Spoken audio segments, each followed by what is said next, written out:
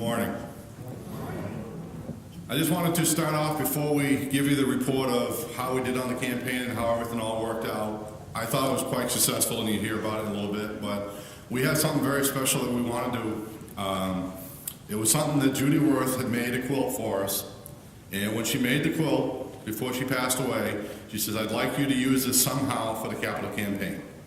She said, "But I don't want you to take away from the church when they're doing something else." So you can imagine how difficult that is with how busy our church is to try to find a time to run something that's not already running. So we waited till now, and we want to raffle off a quilt, and Darlene's going to help me show you. She actually has sewn into the quilt that this was for the building fund for the capital campaign, and it was made by Judy Worth. So take a look at it. We're going to be selling tickets after church. We will draw the winner at the Stewardship Sunday in October. Absolutely gorgeous.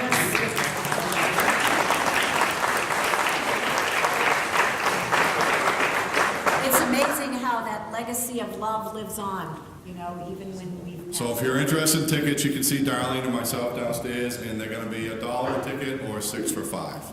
And we'll, like I said, we'll do this for the next 3 or 4 weeks, and we'll draw the winner at the Capitol, at the Stewardship Sunday service. And it has a really nice label from Judy. It's an Aaron Afghan popcorns and diamonds pattern made especially for Athol Congregational Church, building fund raffle by Faye Judith Stevensworth, 2016. No. Now to let you know about the capital campaign. We began the campaign on June 1st of 2015. We ended it on June 1st of 2018. We had a lot of cooperation in this. It wasn't just me. I was just the figurehead. Everybody followed, and I couldn't ask for any more support than I had from the congregation. You know, we started out, people, you know, we pledged, we got people that pledged $108,614.24, and we had a goal of $113,500. So we made 95% of our goal, which it sounds like we fell short. Well, the goal changed right towards the end because we decided that we wanted to do some additional things. So originally I was only asked to raise $93,000, so I thought I did pretty good to come pretty darn close to what we were looking for. Out of the pledges that we did have, we actually collected $103,299.24, which was 95. We collected 95 of what people pledged, 95%. That's outstanding. It shows the commitment of our church to have this project and to make this project happen and be completed. We had pledges that ranged anywhere from $20 all the way up to $6,000. They all helped us accomplish the same goals, the ones that we set to refurbish the sanctuary and the Sunday school. We had 107 different pledges that involved 153 people. That's a pretty large participation from our church family. We also had 2 silent auctions and 1 fundraising dinner. The capital campaign accomplished many items that you can see all around the sanctuary and in our Sunday school. Just to give you a list of what we did. The entire sanctuary and narthex area was painted. All the varnish, all the painting and the varnishing of all the pews that you're sitting in. Sanded and varnished, polyurethane all the floors underneath the pews where your feet are located. We installed new carpeting in the sanctuary and the narthex. We installed a new video recording system. We installed new pew cushions that you sit on. Not only did we install pew cushions in ours, we donated our old pew cushions to another church that didn't have any. So they were reused, which I thought was quite nice. We installed these new microphones, wireless microphones, audio mixing board, which helps in our music and drama ministry. We've installed new lights here in the sanctuary, new projection system and screen in the sanctuary. We painted the Sunday school rooms, and we had murals painted in the hallways down in the Sunday school area. A whole new curriculum was adopted for the Sunday school. Purchased some new furniture for the Sunday school, new lighting, new electric heaters in the Sunday school classrooms. The one area that we did not, and regretfully did not meet our goal, was we were going to provide $10,000 over a 3-year period to the Water Missions Group in their community meals program. The reason for that was some of our costs came in more than anticipated, and talking with the Missions Water Group Committee, they were actually not having any funding problems with the community meals because of all the donations that people in this church reached out to get from private vendors and businesses here in town. So they actually didn't need our help and said that they wanted us to continue putting the money towards the capital campaign. I also want to let you take your time to let you know that we did have some special pledges that were made during this campaign. We had one pledge that was made in honor of Tom and Jan Duty for all the work they've done for this church. And we had 7 other pledges that were in remembrance of somebody. They were in remembrance of, in no particular order, Glenn Allen, Alan Belongi, Gordon and Polly Briggs, Hilda Hastings, Reverend Charles Prestwood, Ken and Louanne Taylor, and Carlton Wilcox. I would now like to thank you, everyone that helped me along the way, especially Mary Ann. She helped keep track of the pledges, which was a lot of work. Every week she told me what came in. We sat down on many occasions figuring out what we had that hadn't come in, because to track that many pledges was quite the challenge. But I want to let you know this is not the end of our journey. We must now move forward in our efforts to maintain our all-in model as we continue to give the gifts of giving into our church in the form of pledges and planned giving. This will allow our church to continue to grow and serve our community well into the future and beyond. This is our home. This is our church. Thank you.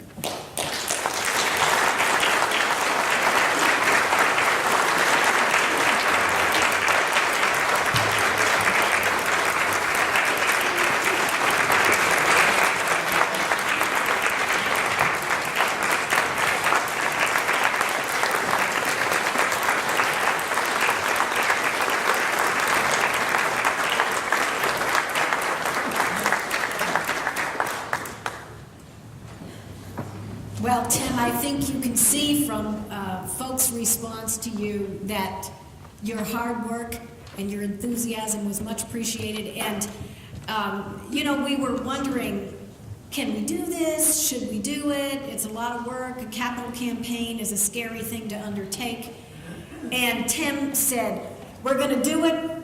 I'll be in charge of it, and we'll reach the goal. And actually, when he spoke up, that was the turning point, that we all followed his lead, and look what we've accomplished. So we celebrate your hard work, everyone's hard work, and God's glory in the middle of it. Well, we've got some fun for you.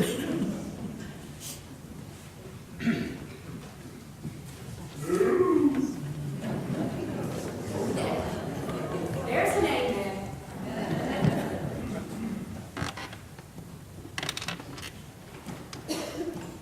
They can't fly if they break their legs.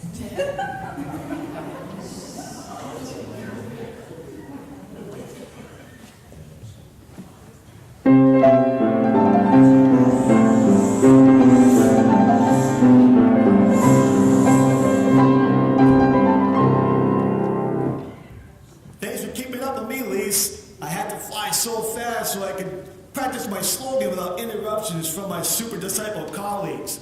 Here we go!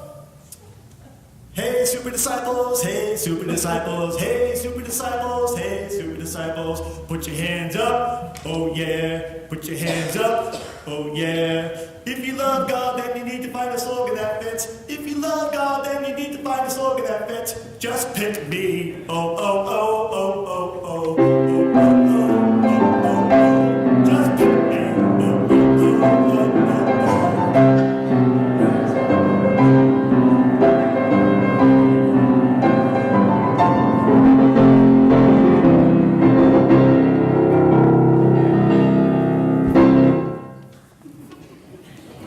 Hey, Jason, did I just hear you singing Beyonce? Be who? Beyonce, famous singer. I just heard Super Disciple Jerry singing. Never mind.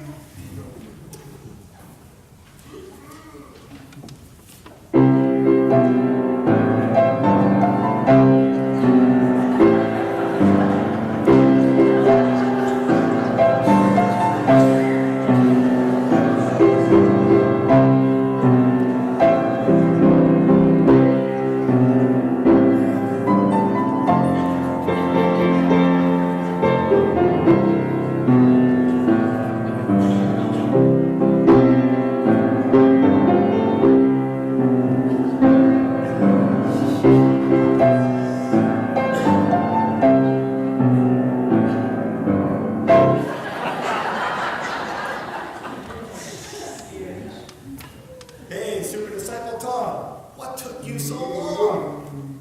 Hey, super disciple Jason, you can't rush perfection. All right, guys, so have you all been working on your slogans? Actually, speaking of perfection, yes I have. And I'm ready to put this church on the map. Hey, you haven't heard what Super Disciple Jerry and I have to offer. Yeah, Al, show 'em how it's done. Okay, here we go. Like a rock, our foundation is strong. Like a tenor, singing all day long. You know that that's a Chevy truck commercial. Well, I know, but it describes the strength of our church and our tenor section. That's a good thought, but I'm pretty sure that the committee had something else in mind. Super Disciple Jerry, why don't you share yours? Well, okay, but I'm a little nervous. This is my slogan's premiere. I worked very hard to perfect this poetic verse with its ebb and its flow and rhyme and meter patterns. Do you even know what all that means? No, but I hope you like it anyway. Okay, take it away, Super Disciple Jerry! Hold the pickles, hold the lettuce, kitchen ladies, don't upset us. When they make those ham rolls, I could eat them all day. What was that? Just describing how we are as a church. Want to hear the second verse?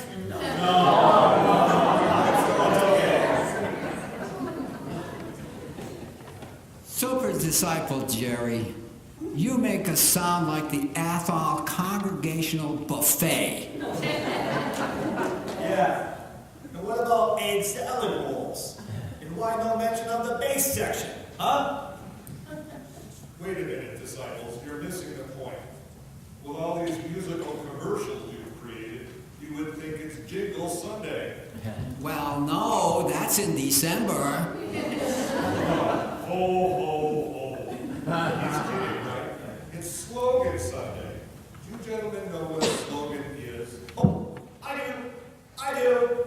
It's a catchword or rallying motto that is associated with a specific group. Wow.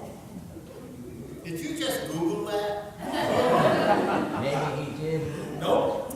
It was just part of the gray matter. I'm impressed. Disciples, the slogan has already been chosen. A strong slogan that describes the beauty of this church and everyone in it. And it will be revealed in just moments. Oh. Are they going to have a super slogan reveal party downstairs with ham rolls? I'm not sure about the menu, but I'm sure that there will be coffee and delectables, accompanied by plenty of Christian fellowship. So let's take flight. Yeah, let's. I hope you guys can keep up. Don't count on it.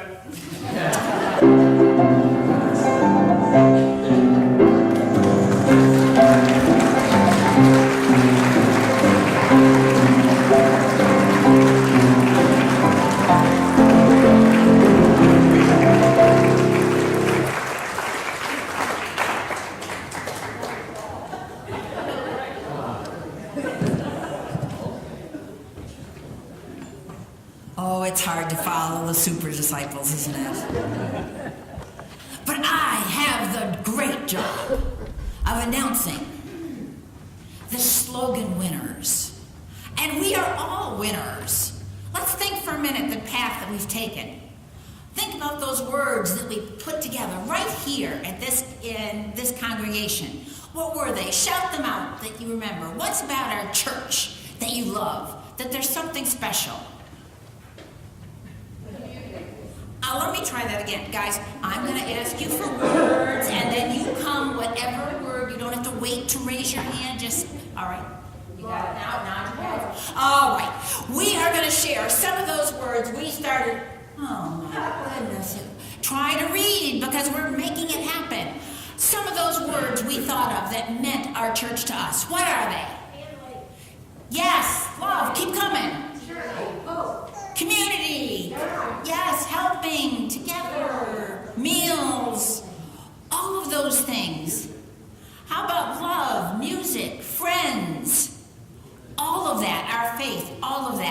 You know, putting those words together is not always easy, and we had lots of good ideas.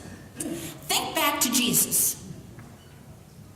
Those disciples who gave years following Jesus because they wanted to hear the words. They knew something was very special in those words. They knew that there was grace. There was a spirit. There was a love about this person that was sharing the words. They knew this was like.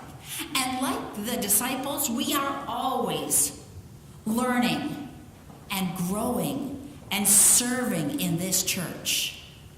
We all use those words. When you say thank you, when you give someone a word of encouragement, when you feel those hugs on those days when the tears come down your cheek, you know that there are people praying for you.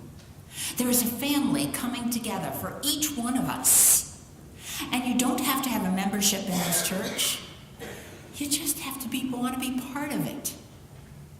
You just want to be part of that love and that sharing. You know, we welcome each other and we welcome other people with a special love, whether they are friends or strangers. How many times have you heard someone say, I knew this was going to be my church when I walked in the door? Would you nod your head if you just heard that? That you've heard of that. When you walked in the door, you heard and you felt this. They have come to Christ and we have come to Christ for God's love, for a whole lifetime.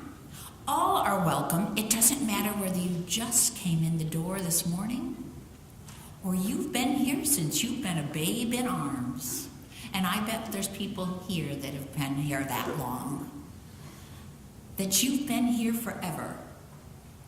Together, we're going to build that force. We're going to build that force of love in our community, and we were choosing words to put it together. It doesn't matter if you are one person by yourself, a whole family, or a history of people that have come together in love. We have come together not only as individuals, but as a group to serve. We can love each other not only as one-to-one, but we can gather so big. We can gather a force that just encompasses the community, that comes together, that we can serve our community, our country, those that live far away. We can make that difference. You're going to see today the slogan that was taken from not just one, but we will honor just one. But you will see the slogan, and then I will tell you who gave us the little bit to help with that. The seed of thought, because putting things together does not happen easily. We want to thank the people that are and the media group that have put this together. And today, when we are coming home, we're going to celebrate this spirit with these words that send us into our community and our world, to open our hearts of love and to bring hope and to others as we celebrate all of this. Would you please welcome the slogan of the Athol Congregational Church? And we have the banner coming in so you can read it. And the music will begin because we are one in the spirit. Small enough to know you and large enough to serve. All right, guys, a little swooping in there, a little bouncing. Yay! Small enough to know, large enough to serve.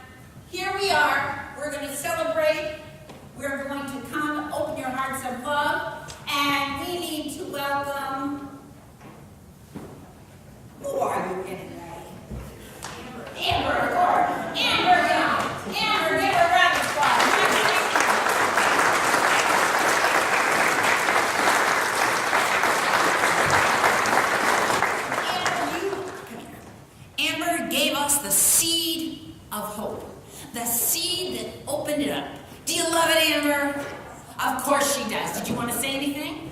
She doesn't want to say a thing. What can you say? Amber will get her very special, one-of-a-kind shirt. Thank you, Dad. She's got her shirt with the logo and the slogan. Everyone together? Woo! She's got that. Amber, we want to thank you. The slogan has been revealed. We want to say thank you to all the people that helped us out. We celebrate coming home today. Coming home to our Lord and God, the Spirit that is contained here, the Spirit that we have as the Athol Congregational Church. Amen. Amen.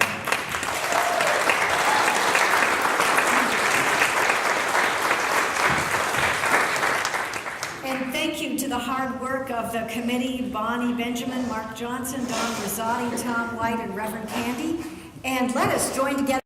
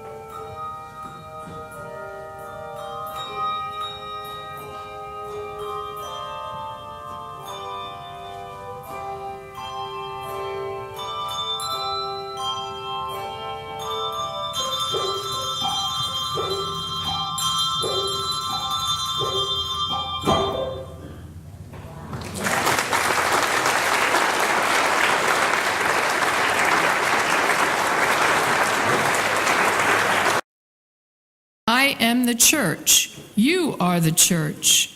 We are the church together. We depend on our seniors and longtime members to remember where we came from and where we have been.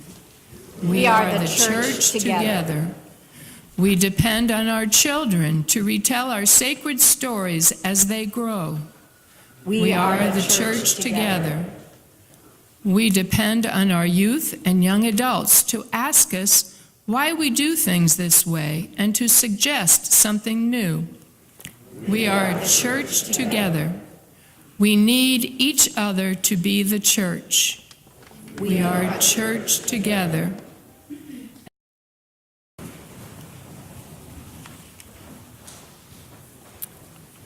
The first scripture reading this morning is James 3, 1 through 12.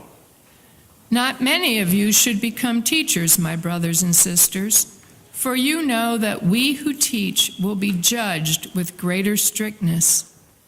For all of us make many mistakes. Anyone who makes no mistakes in speaking is perfect, able to keep the whole body in check with a bridle. If we put bits into the mouths of horses to make them obey us, we guide their whole bodies.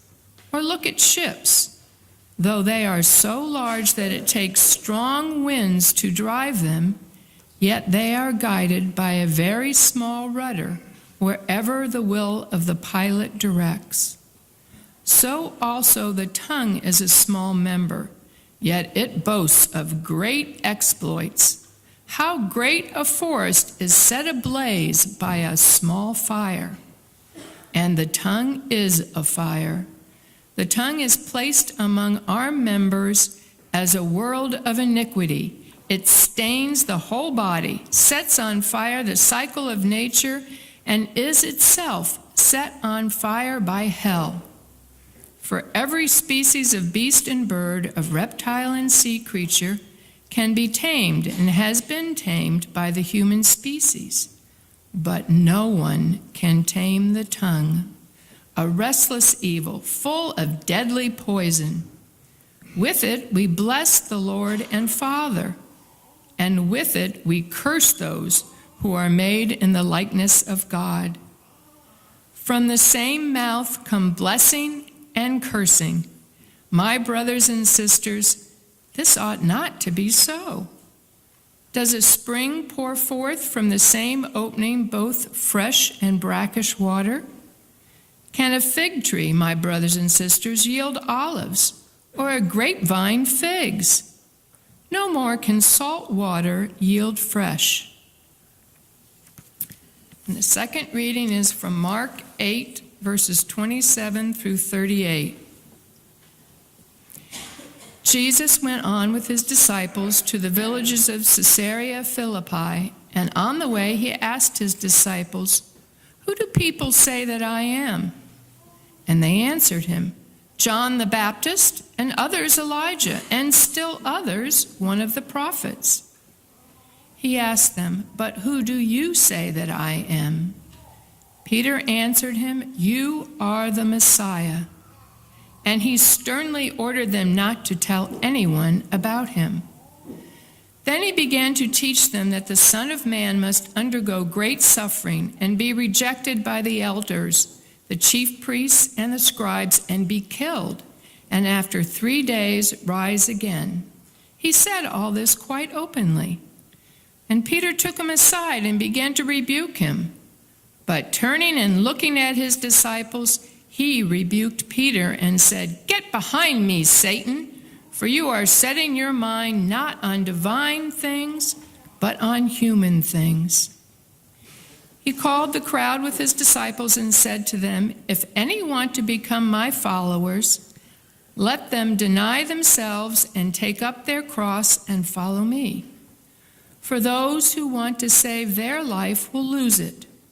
And those who lose their life for my sake and for the sake of the gospel will save it. For what will it profit them to gain the whole world and forfeit their life? Indeed, what can they give in return for their life? Those who are ashamed of me and of my words in this adulterous and sinful generation, of them the Son of Man will be ashamed when he comes in the glory of his Father with the holy angels." So ends the reading of God's word.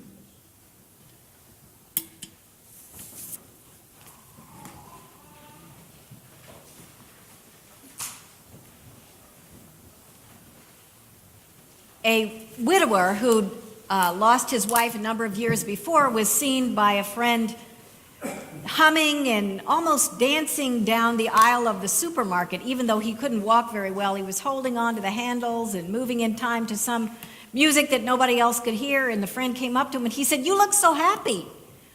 He said, "What's going on?" And the man said, "I'm in love."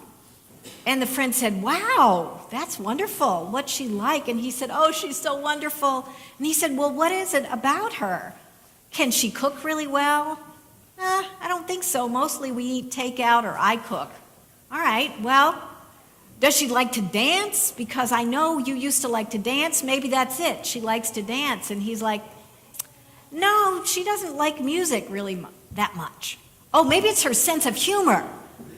Does she laugh at all your jokes?" And he said, "No, she's kind of serious." And the guy said, "Well, what is it about her that makes you so in love?" And he said, "Well, she can still drive."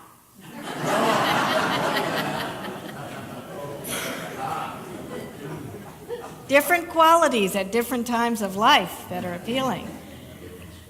Sometimes there's a quality that sets someone apart, that makes him or her different in your eyes, that makes them special, and it's pretty clear that Jesus was like that to the disciples and to everyone he met. And before we get to today's reading in Mark, Jesus has done so many things. He's healed people, preached to the masses, and made quite a name for himself in that remote corner of the world around the Sea of Galilee.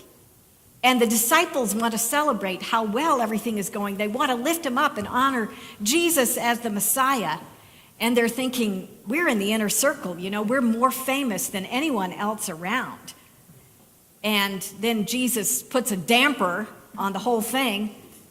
He says, put away your thoughts of glory and fame, because he lets the disciples know that people in authority are going to turn on him and they're going to kill him, and that he will rise in 3 days. And Peter can't believe it. He's shocked. And you can understand how he feels. I mean, here we are with the disciples. The Bible describes them as coming from humble backgrounds. They're people of modest means. But as the message of Jesus begins to take hold and to take wing, they find themselves rubbing elbows with the wealthy and the famous and the popular. They're hobnobbing with the rich and famous. Imagine how compelling that would be. That you're snatched from this humble life that you have, and suddenly you're right in the middle of something that seems to be changing the whole community around you. But that didn't last very long, because this is the moment when Jesus reveals what is the ultimate truth, and he says, I'm going to suffer and die. I'm going to be killed, and in 3 days I'm going to rise again. And if you want to be my followers, deny yourself and take up your cross and follow me. Wow. What hard words to hear. And I think it's difficult for us to accept too. I know that there are huge churches that grow because they have preachers that we call prosperity preachers. And what they say is, if you follow God and you love God, then you will become wealthy. That the more that you give to God, the more money you will have. And they preach this message and this word. It's over this country and over Latin America. And there's no message of take up your cross and follow me. It's like, no matter how much you give God, you'll be rewarded tenfold in material wealth. And so there's some things that our culture teaches us that are very different than what Jesus teaches us. And it's kind of a battle for our hearts and minds about what is true and what is false in this life. And I think if we accept the false things that our culture teaches us and we live our life by it, that we'll get to the end and we'll look back on our lives and we'll regret it. But even if they're difficult to live out and to believe, if we accept the true things that Jesus teaches us and we live our life by it, that no matter what happens in our life, no matter what hardships we face in our lives, that we'll live sunk into deep joy and satisfaction, and no one will be able to take it from us. And what did Jesus say? He said, "You are loved." Love transforms. He tells us love heals. Love brings people together across differences. Love brings people to God. Love is stronger than death itself. Love is miraculous in its power. And love requires something from us. Love requires something from us. Love requires something from us. It isn't just an easy dance of joy and glory, but there's suffering and sacrifice in a life lived in love. And that's what Jesus did. He was willing to take up the cross and follow.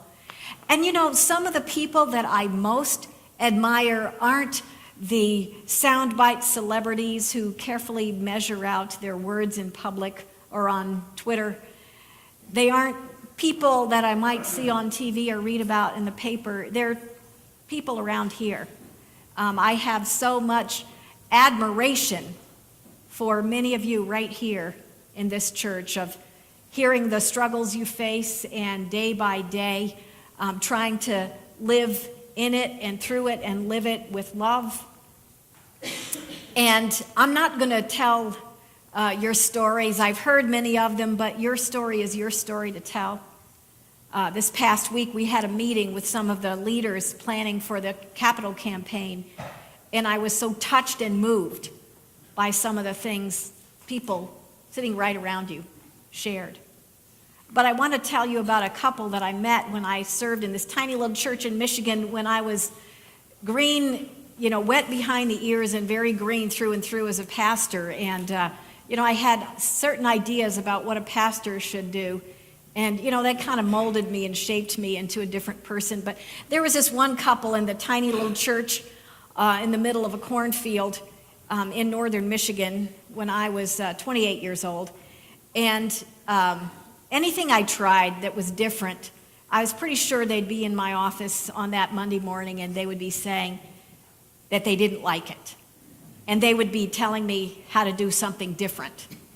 Or that no matter who I visited, they'd come in and they'd say, "But you didn't visit this person or that person. You've got to get out there and got to see that person." And it was really annoying. But I remember, too, that somebody came as a visitor to the church. We didn't get many visitors, It was a small town. Everybody knew everybody, and everybody knew which church they went to and which church they didn't go to and who didn't go to church. So it was a strange thing to get a visitor. And this woman was very quiet. She was an older woman. She sat in the back. And as we got to know her Sunday after Sunday, we realized, that when you spoke to her, she was quite surly. She was kind of difficult to talk to. We would be friendly to her and we'd get a grimace or a frown back. But she mentioned that she needed a ride to a doctor's appointment, and at that point it was 15 miles away. Although in northern Michigan with the straight flat roads, 15 miles was 15 minutes. So this couple agreed to drive her. They said they would do it.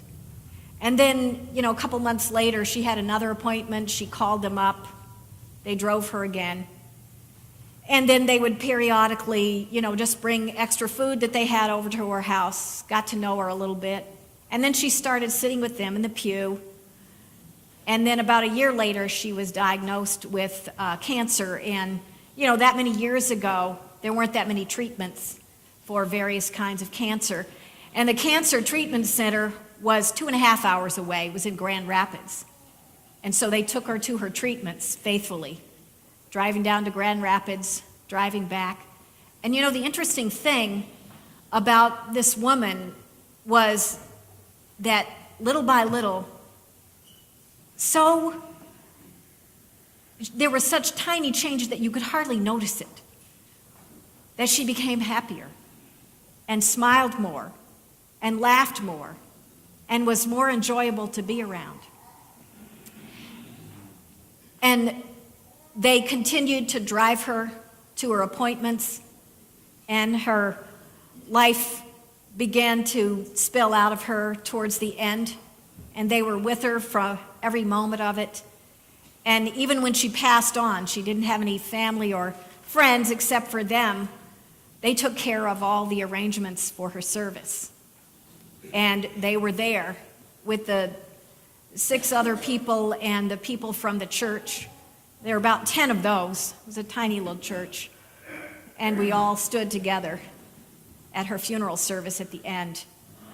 And you know what? They still came to me anytime I would try something new, this couple did, and they would tell me I shouldn't have done it that way, or maybe I should do it differently. And they would also still come to me and tell me I didn't visit this person or that person.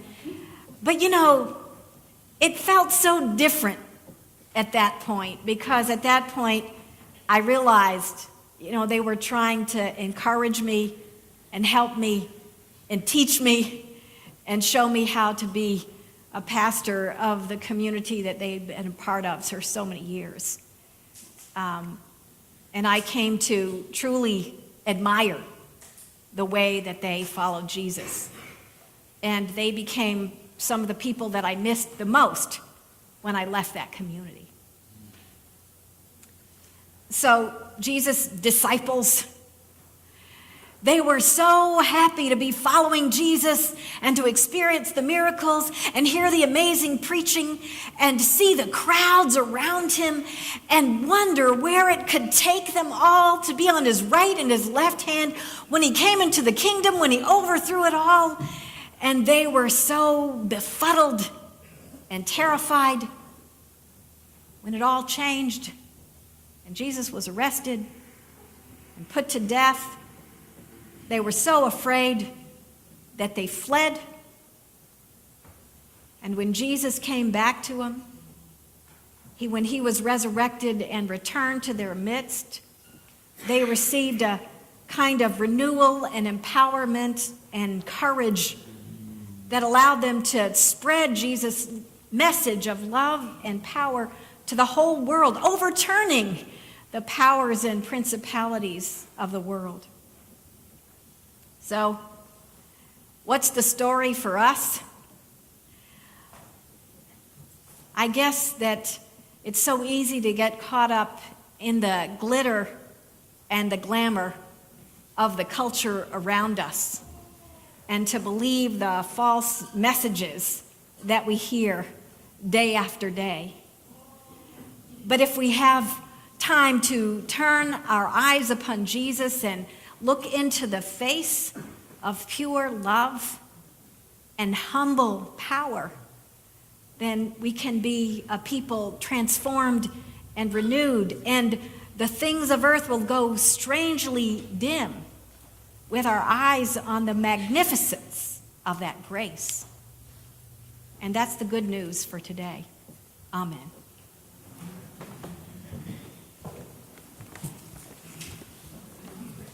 Let us join together in our hymn. Before some of you were born, or some of us were born, who have been faithfully serving God for their whole lives long. We have certificates for those for every 5 years. And so I'm just going to read the names of the ones in the other for the other years. 31 years, Fran Britt. 41 years, Nancy McGill and David Meehan. 46 years, Frank Haynes. 51 years, Florence Copeland. 55 years, Nancy Daub. Nancy, can you come forward? Oh, all right, you don't have to. I'll bring it to you. We want to celebrate your 55 years of faithful membership here. 60 years, Marilyn McIntosh. Mudgy, you know, that's who it is. Do you want to come a little? Yeah. All right, here she is, right back here. Thank you, Mudgy. Linda Gilson, Dale Luigi, Sally Stone, Kathy Zeminski, Bruce Fowler, James Meehan, Judy Herbert for 64 years, Gladys Sinclair, 65 years, Estelle Anderson and Daniel Gross.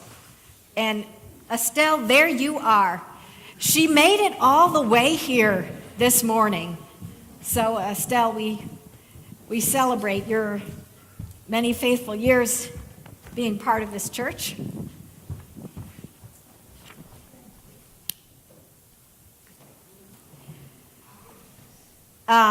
Mary Pat Spalding, Leonard King, Ramona Gordon, 69 years. 70 years, Jenny Cobbett, Virginia Cobbett. I don't see Jenny here. If you're here, okay. 72 years, Maddie Team. 73 years, Ann Carley. 75 years, Clive Skevington is right here. And we celebrate 75 years, imagine that, of faithful membership. Hi, Ann. And we celebrate Marilyn Farnham. And I'm going to walk around the back and over here to get Marilyn. I'm disappearing for a while, but you can still hear me. Marilyn Farnham, 75 years of membership. And I'm doing something that I hardly ever do. We usually just celebrate the people that have passed on.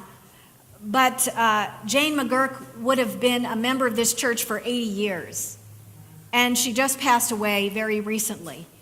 And so because of that, I wanted to honor her today, her 80 years of membership in this congregation and her faithful service. And I want to invite her daughter, Tricia, to come forward and receive this on her behalf.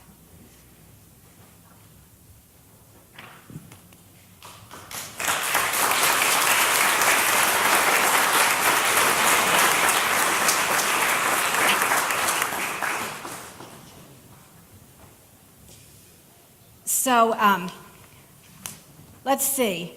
Oh, and it looks like I didn't call out some of the names. Maddie Team, Ann Carley, 73 years. Arlene Young, 76 years. Shirley Bach, 78 years. And Phyllis Walwork, 81 years. So we celebrate all of these. Thank you so much.